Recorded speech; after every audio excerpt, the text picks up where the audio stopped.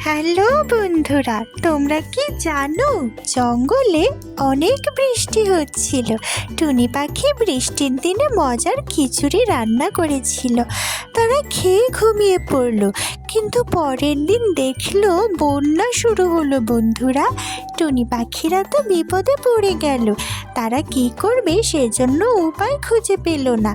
তাদের বাসাটা বন্যার পানিতে ভেসে গেল, আর তারা একটি কলা গাছের বানানো বাসার মধ্যে ঢুকে পড়ল এবং টুনি পাখিরা বন্যার হাত থেকে বাঁচলো। তারা জঙ্গলের অন্য পাখিদেরও জীবন বাঁচালো।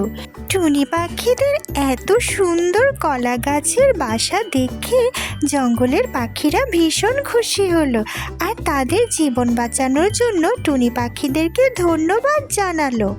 টুনি পাখিদের কলা গাছের বাসাটা সুন্দর না বন্ধুরা? তোমাদের কি ভালো লেগেছে? তাহলে কমেন্টে জানাও। জঙ্গলের সব পাখিদের জীবন বাঁচালো টুনি পাখিরা। কলা গাছের বাসাটা একদম নৌকার মতো করে পানিতে চালানো যাচ্ছিল। পাখিরা সেখানে আশ্রয় নিল। সাবস্ক্রাইব করো বন্ধুরা, মজার মজার টুনি পাখির কার্টুন ভিডিও দেখতে চাইলে। গল্পটি ভালো লাগলে লাইক করো, সাবস্ক্রাইব করো। টাটা।